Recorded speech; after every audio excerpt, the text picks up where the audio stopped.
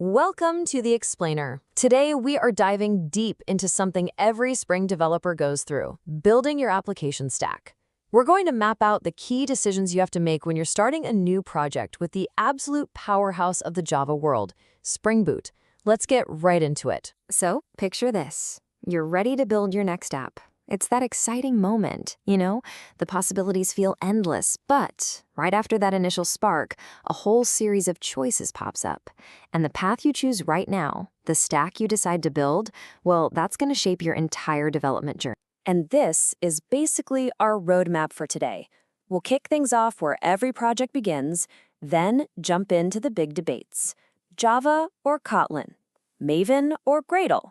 We'll look at how to set up a modern dev environment, and then, finally, how you package the whole thing up to send it out into the world.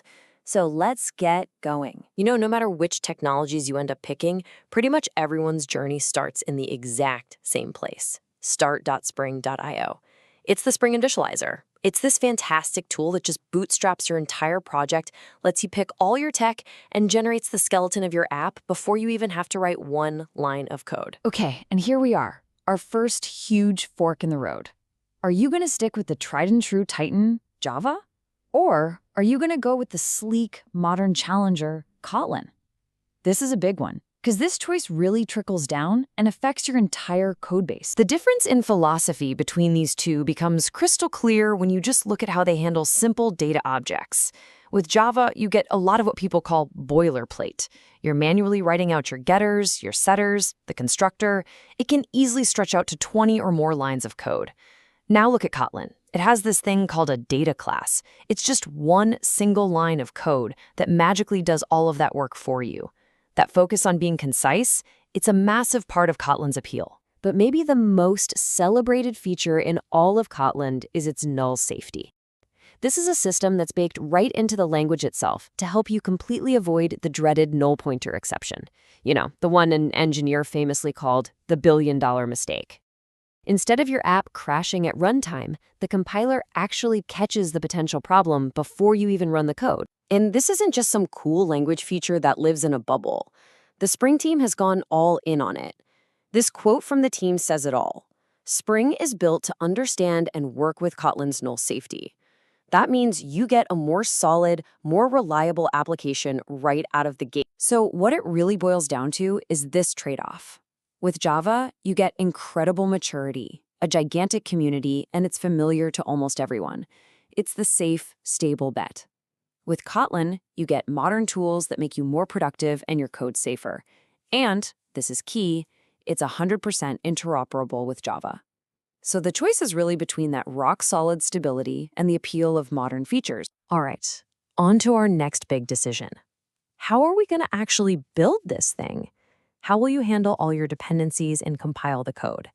This brings us to the classic showdown, Maven versus Gradle. And again, the philosophical difference is just immediately obvious. Maven uses XML. It's super structured, you declare what you want, and Maven follows a very strict, conventional way of doing things. Gradle, on the other hand, uses a scripting language like Kotlin. This means your build file is actually code, which gives you a ton of flexibility and power to do pretty much whatever you want. I saw a developer online put this perfectly. Maven is pretty much all declarative. It's a recipe. Gradle starts out declarative, but it gives you an escape hatch. You can easily just start writing custom code to handle really complex or unique build steps. But that flexibility, that's exactly what makes some developers a little bit nervous. Here's the counterpoint. For many, Maven's rigidity isn't a limitation. It's a feature. It enforces consistency across the board. It stops people from writing what they call spaghetti build code, which makes projects so much easier to understand and maintain, especially for new people joining the team. Okay, so you've got your language and your build tool. Now what? How do you actually run and test this thing on your own machine in a way that's repeatable and reliable? Well, the modern answer to that is almost always containers. And Spring Boot has made this so simple. Seriously, all you have to do is add one single dependency for Docker Compose. Then you just create a standard Docker Compose YAML file where you define your services, like, say, a Postgres CB database. And that's it. From now on, whenever you run your app, Spring Boot just finds that file, spins up the containers, and wires everything together for you. It's amazing. And this is where the real magic comes in.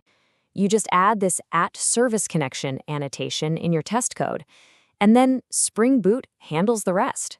It automatically configures all the connection properties, the database URL, the username, the password for that running container.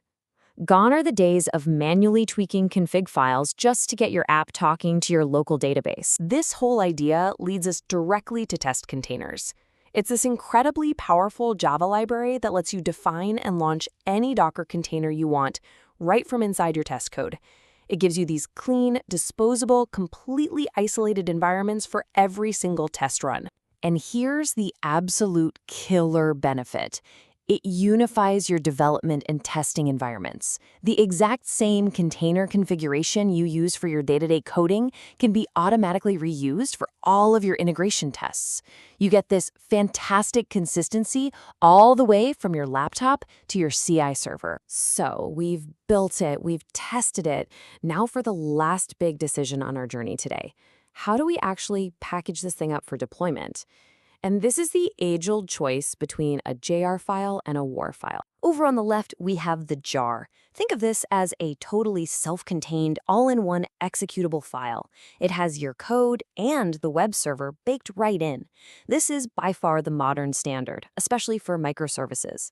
On the right, you have the WAR file. This is the more traditional way. It only has your application code, and you deploy it into a big separate application server that's already run. The core technology that really makes these executable jars work is the embedded server.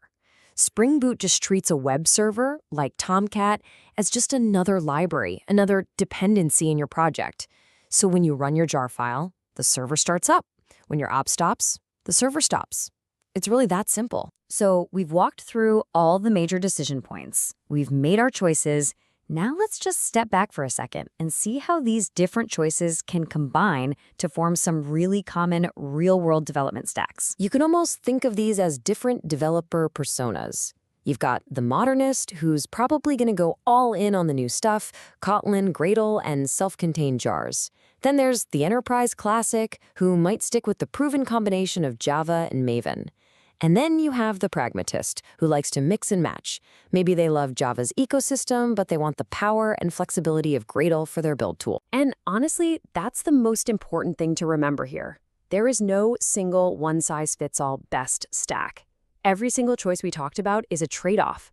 Understanding those trade-offs is what gives you the power to build the stack that is genuinely perfect for your project, your team, and your goals. So, your stack is set.